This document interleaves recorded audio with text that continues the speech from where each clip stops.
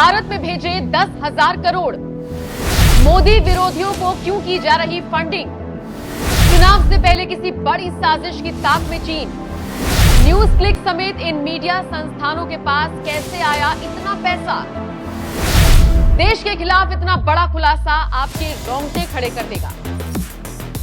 नमस्कार, मैं हूं आपके साथ नम्रता और आप देख रहे हैं एनएमएफ न्यूज। न्यूज क्लिक पिछले कुछ वक्त में आपके सामने इस नाम की चर्चा बहुत बार हुई होगी। मोटे मोटे तौर पर आपको यह भी पता चल गया होगा कि न्यूज क्लिक पर चीन से फंड लेकर मोदी विरोधी खबर चलाने के आरोप लगे हुए हैं। फिर इसमें एबीपी न्यूज के पूर्व एंकर रहे अभिसार शर्मा का नाम भी सामने आया, जिसके बाद एंकर की तरफ से सफाई पेश कर दी गई।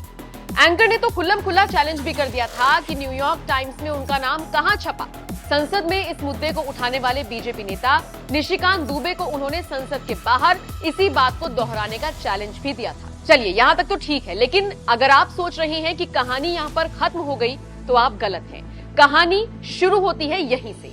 कहानी ऐसी जिसके तार अभिसार शर्मा से नहीं बल्कि भारत में रहने वाले ऐसे तमाम लोगों से डायरेक्टली और इनडायरेक्टली जुड़े हैं, जिसे देखकर आपके रोंगटे खड़े हो जाएंगे। वीडियो को अंत तक देखकर आपको आज अच्छे से समझ आ जाएगा कि कैसे चीन और अमेरिका जैसे देश भारत के खिलाफ अपना एजेंडा सेट करने के लिए कुछ मीडिया हाउसेस को फंडिंग कर रही है। इतना ही नहीं, भारत चीन के किसी भी विवाद पर अपने हक में खबर चलवा रही है।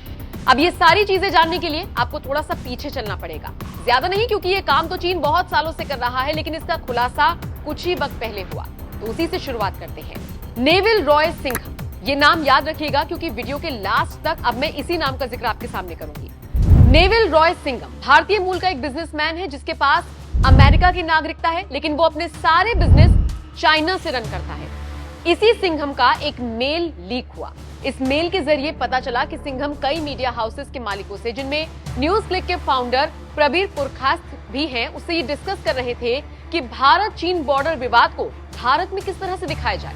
इस मेल पर यह भी डिस्कशन था कि अरुणाचल प्रदेश के मैप को किस तरह से बताना है। मेल पर लिखा था, I think we miss the dotted line between Indian and China to the left to Bhutan. इतना ही नहीं, इस मेल के साथ एक मैप भी अटैच था जिसमें अरुणाचल प्रदेश को चीन का हिस्सा दिखाया गया था। ये सारी बातें न्यूज क्लिक के फाउंडर से कही गई। क्या आप यकीन कर पाएंगे? इसीलिए पिछले कुछ वक्त से न्यूज क्लिक चर्चा में बना हुआ है। न्यूज क्लिक के साथ चूंकि पिछले कुछ सालों से अभिसार शर्मा भी काम कर रहे थे, इसीलिए उनका नाम भी इस विवाद में आया। हालांकि उन्होंने सारे सबूत पेश कर सफाई दी और उनकी सफाई आप उनके पेज पर जाकर देख सकते हैं। खैर, अब आपके लिए एक और टर्म के बारे में जानना जरूरी है और इसका नाम है डिजीपब। प्रबीर पुरखास्त इस डिजीपब के वाइस चेयरमैन। डिजीपब एक न्यूज इंडिया फाउंडेशन है। इसे आप ऐसे समझिए कि बहुत सारे जाने माने डिजिटल मीडिया हाउसेस हैं जिनका एक एसोसिएशन डिजीपब है। इसका हिस्सा ऑल्ट न्यूज भी है, वही ऑल्ट न्यूज जिसके जुबैर अक्सर फैक्ट चेक करने के चक्कर में हर वक्त ट्रोल होते हैं। कुछ वक्त पहले गलत और फेक फैक्ट चेक करने के चक्कर में जेल तक चले गए थे। आगे बढ़ते हैं। न्यूज क्लिक सबरंग नाम के एक संस्था के साथ एसोसिएटेड है। ये वही सबरंग है जिसका नाम असम दंगों के दौरान सामने आया था। साल 2012 में सबरंग को उस वक्त काफी ट्रोल किया गया था जब दंगों के पीछे जिनका हाथ था उनकी छवि सुधारने की कोशिश की जा रही थी और सबरंग यही काम कर रहा था। आपको जानकर हैरानी होगी, असम में जिन दो संगठनों के नाम दंगा कराने में पाए गए थे ना, उनको रीम इंटरनेशनल नाम की कंपनी से पैसा मिलने की बात सामने आई थी। और सिर्फ एक बार नहीं बल्कि कई बार इस कंपनी ने पैसा भेजा था और वो भी लाखों में ये ट्रांजैक्शंस थी। इंटरेस्टिंग पार्ट देखिए, ये रीम इंटरनेशनल चीन की कंपनी थी जो लगातार भारत में दंगे भड़काने के लिए इन्हें फंडिंग कर रही थी। साल 2002 में हुए गोधरा दंगों के तार भी इन्हीं से जुड़े हुए पाए गए। तो अब इसी से आप समझिए कि ये सारे आपस में जुड़े हुए हैं। अब इस कांड में आपको पता ही है 1000 से ज्यादा लोग मारे गए थे, जबकि पूरे देश की बात करें तो 2000 करोड़ का नुकसान हुआ था। इस पूरे मामले में तीस्ता सीतलवाड़ का नाम आया था, जिन्हें मुख्य आरोपी बनाया गया था। तीस्ता सीतलवाड़ सबरंग की फाउंडर है, जिसका जिक्र मैं अभी ऊपर कर रही थी। उनके ऊपर दंगा भड़काने का आरोप लगा। उन पर आरोप ये भी है कि इस दौरान उन्होंने दंगों के नाम पर लोगों से पैसा लिया और फिर उसका मिसयूज किया। खैर, अब एक नाम ले रही हूं, इसे भी आगे के लिए आप याद रखिएगा। नेशनल फेडरेशन ऑफ इंडिया यानी एनएफआई। ये एनएफआई अमेरिका से तो फंड लेता ही है, साथ ही साथ कभी कभी इसकी फंडिंग चीन से भी होती है। कुछ वक्त पहले सीआईए के कुछ डॉक्यूमेंट्स लीक हुए थे जिसमें पता चला था कि एनएफआई का सीधा सीधा कनेक्शन सीआईए से है। सीआईए ने ऐसी कई ऑर्गेनाइजेशंस तैयार की हुई हैं या फिर कह लीजिए कई संस्थानों को सिर्फ इसीलिए फंड किया जाता है ताकि अमेरिकन प्रोपेगेंडा को फैलाया जा सके और ये भारत में पूरी तरीके से एक्टिव है। अब जैसे कभी कभी आप भारत की कुछ वेबसाइट्स पर या फिर कहीं भी भारत विरोधी खबरें देखते होंगे, ज्यादातर वो सब प्रोपेगेंडा के तहत फैलाई जाती हैं, और स्पेशली तब जब चुनाव होने वाले होते हैं तब। और चुनावों के दौरान आपको कई राज्यों से दंगों की खबरें मिलती हैं, वो सब एक्चुअली भारत से बाहर बैठे लोग करा रहे होते हैं सो दैट इंडिया को नुकसान हो सके। धीरे धीरे ही सही, लेकिन जिस तरह से कुछ इंडियन मीडिया पर इसका असर दिख रहा है, ये बेहद चिंता का विषय है। इसे और डिटेल में समझिए। बात करते हैं CPIM मतलब communist party of India Marxist की, जिसका सीधा कनेक्शन अब इससे जोड़ा गया। वो कैसे, अब ये भी आपको बताते हैं।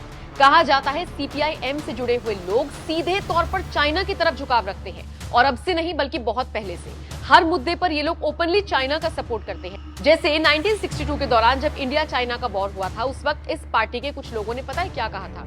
उन्होंने कहा था कि अगर हम इंडियन आर्मी के घायल जवानों को ब्लड डोनेट करेंगे तो फिर ये एक एंटी पार्टी एक्टिविटी होगी। और चलिए बात करते हैं साल 2020 के दिल्ली दंगों की, जो शुरुआत तो CAA विरोध से हुआ था, लेकिन देखते ही देखते इन्होंने दंगे का रूप ले लिया। अब आप खुद सोचिए, CAA से भारत के किसी नागरिक या फिर चाहे वो हिंदू हो या मुस्लिम हो, क्या फर्क पड़ता है, जबकि वो उनके लिए था ही नहीं। ये तो उन लोगों के लिए था जो भारत में घुसपैठ करके यहाँ पर अवैध तरीके से रह रही हैं। विरोध दंगों में तब्दील हो गया, और इसमें भी नेवल सिंघम की तरफ से फंड की जा रही कंपनियों का ही नाम आया CPIM के साथ साथ। इतना ही नहीं, दिल्ली दंगों के बाद पुलिस ने जो चार्जशीट दाखिल की थी, उसमें JNU प्रोफेसर जयंती घोष और CPIM के लीडर सीताराम येचुरी को मुख्य आरोपी बनाया गया। और ये भी किसी से छिपा नहीं कि सीताराम येचुरी वामपंथी नेता हैं और उसी विचारधारा को आगे बढ़ाते हैं। मतलब अगर मैं कुछ शब्दों में आपको इस पूरे वीडियो का सार समझाऊं ना, तो बस इतना समझिए कि चीन और अमेरिका भारत में अपना प्रोपेगेंडा फैलाने के लिए, भारत को नुकसान पहुंचाने के लिए कुछ इंडियन मीडिया को डायरेक्टली और इनडायरेक्टली फंडिंग कर रहा है, जिसका असर खासकर चुनावों में देखने को मिलता है।